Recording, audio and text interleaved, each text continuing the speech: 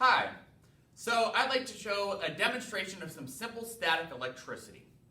I'm going to start with this plastic rod right here.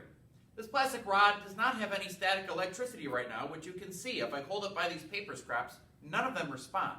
And the reason why is this. Objects that do not have static electricity, those that we call electrically neutral, have the same number of protons and electrons within them. Because you have the same number of positive protons and negative electrons, the overall charge on this plastic rod is 0. Likewise, I've got this glass beaker.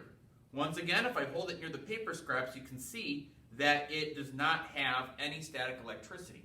And that's because the number of protons and electrons within this glass beaker are the same.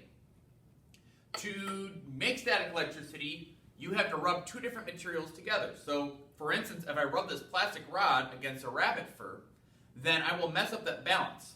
If I do this, then some of the electrons will move from one object to another. They just have a very slight preference. So, you may not be able to hear it from as far away as the camera is, but there's a little bit of a crackling, and that's electrons moving from the fur into the plastic rod. That makes both of these have an imbalance of charge. In this case, it will make the rod negative, and it will make the fur positive. Now, if I hold it nearby, now you can see the paper scraps start standing up and responding to the static electricity of the plastic rod.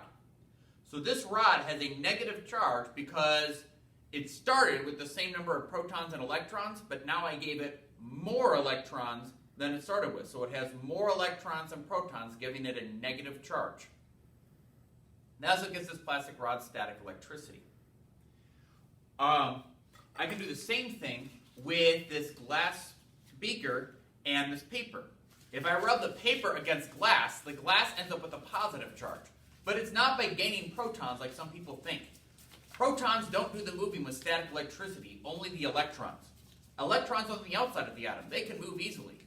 But the protons are trapped in the nucleus of the atom, so they cannot move easily at all. So when it comes to static electricity, remember, it's always the electrons moving, never the protons. So here's our glass, and if I hold it nearby, you can see a couple of paper scraps sticking to it. And that shows you the glass now has static electricity. In this case, the glass has a positive charge.